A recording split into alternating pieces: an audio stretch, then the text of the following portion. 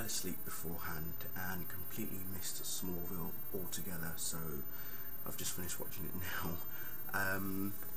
So as we know, this is episode 16, titled Checkmate. After last week's sort of, how should I put it, mush fest, I was expecting some serious action this time round, and boy did we get some action. We got action galore, and we find out a bit more about Tess Mercer and her involvement with Checkmate. We look further into Amanda Waller as well. John Jones as well is in this episode, Martian Manhunter, and there is a specific reason that he's in this episode, and it really did sort of open, I would say, open my eyes anyway for me as to what his mission was. Turns out that there's more players involved than we think there is within, well, not within Checkmate, but sort of outside as well.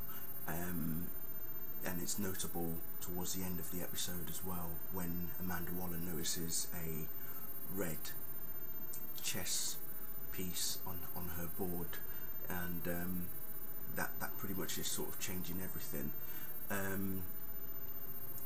As I say, because this is we find out a bit more about Tess in this episode. She starts off the episode with her, you know, she's in the Daily Planet, and then she sees a piece of the chess, a chess like piece, as it were, sitting on her desk.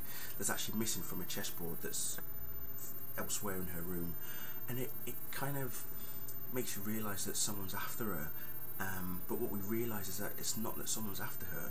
She's setting up a trap for Green Arrow, and because Checkmate want to recruit. They say recruit, but you know what their version of recruit is, don't you? So they want to recruit Green Arrow, you know, to serve his country and all that sort of stuff, but he doesn't believe a word of it or anything. So eventually he escapes, and you know, when Clark and Chloe are trying to figure out what's happened to him, as I say, there's a footage of John Jones at the site of where Oliver was captured, and you know, Clark confronts John Jones to say, you know, what are you doing here, kind of thing. John does not reveal his full intention of what he's actually doing there at all. If you've seen the episode, you'll know why John Jones went to Checkmate. You will know the reason why he never told Clark or Chloe or Oliver or anybody else what he was up to. He had his own purpose, his own reason, and his own reason was actually a valid reason as well. And all I'm going to say is that it does involve the Kandorians. That's all I'm going to say. It does involve the Kandorians somehow. Everything else about this episode, as I say, I love the action. The opening sequence of this show was amazing. They did a lot of the fight scenes in slow motion, and it was really awesome to see.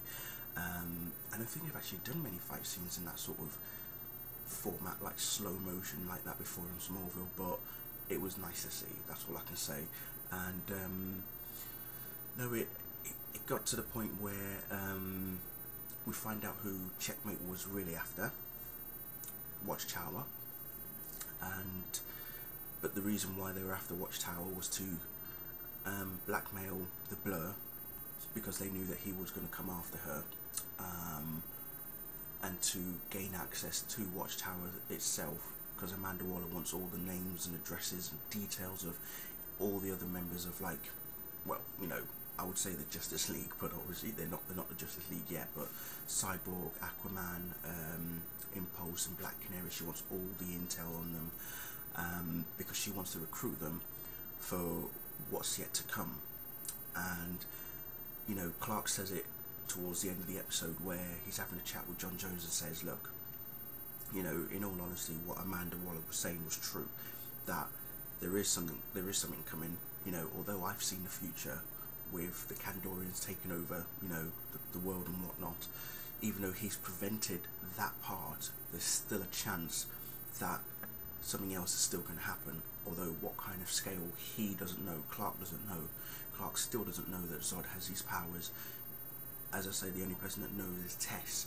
So yeah, it does get interesting from here, I think. And next week's episode is Upgrade, which sees the return of John Corbin, Metallo.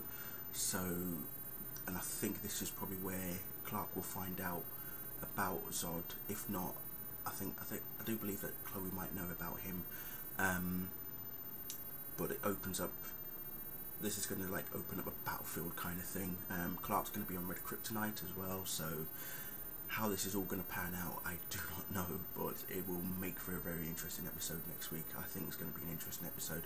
So yeah, no, by all means, very, very good, and I really did enjoy the action sequences in this episode. And there were, do you know what, I have to admit that I love how some of the comic book references are appearing in Smallville these days.